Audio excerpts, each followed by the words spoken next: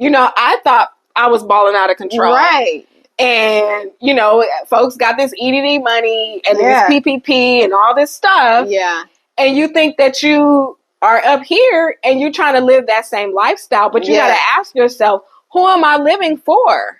Am I living for myself? Am I living for my family? Or am I living for the gram? Or am I living for these pictures or the life? Or what people's perception of me is? Yeah. Where it's like, well, what is my perception of myself? Yeah. And this is something that I had to realize. Okay, I did a huge closet purge this couple of months ago because I'm like, I took everything out that I've never worn before. And I was just like, no, no, no, no, no. That was me pulling the curtain back. Yeah. And really seeing myself. And I don't know if there's ever been a time in my life where I really saw myself. Right. And now I'm beginning to accept, like, this is who I am. So let me live in that.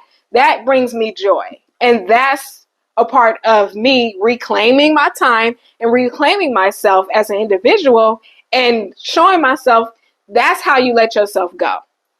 That's a really good example because sometimes with clothing, the things that we may buy, we buy it because it's in, but it may not necessarily be your taste. Exactly. It may not necessarily be something that you would naturally incline to, but because it's in and everybody is wearing it, you got to wear it. Exactly, which that's not the truth. Exactly. And that's why from a fashion perspective, people be looking a hot mess. Yeah, talk about it. Because you're trying to throw all the trends and what's in together because you don't know who you are. Yes, yes. So you feel like having all these things on will make you look a certain way or look like you have money or look like you're important. Right.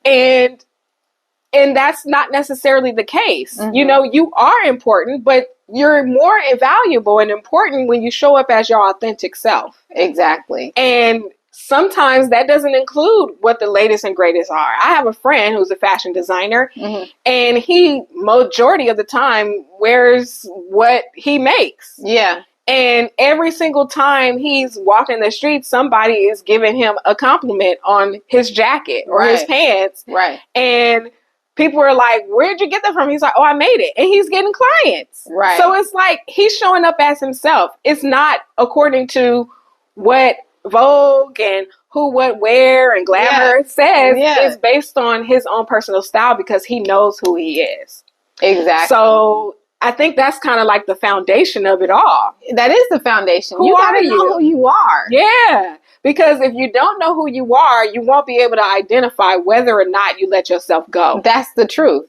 Because you may base it off of what you see on social media. Right. Or TV or TikTok or, you know, whatever. And compare yourself to that. Exactly. And, I mean, even like the language and the dialect, you know, we just take on other people's personalities and their talk and their rhetoric and we claim it as our own. And we look so silly and foolish. And God is looking at us like, you should be ashamed of yourself because that's not who I called you to be. Exactly.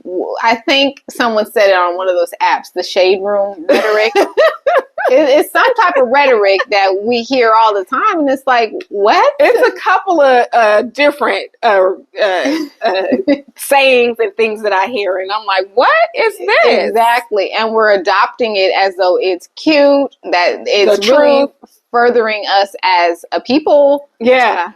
Or human beings. Exactly. Therefore, we're not taking responsibility for anything in our lives. Yeah. Because everything that exists in your life, any problem or any win that you have is all a manifestation of who and what you are. Right. I want to pose a question in a hypothetical situation. We've lived it in our lifetime, not even having social media. But who would you be if you didn't have to post every day? What would you be doing? If you peeled back the cameras, or if you threw your phone away for a day, who would you be? Exactly. That's who you need to deal with, and that's who you need to show up as. Yeah.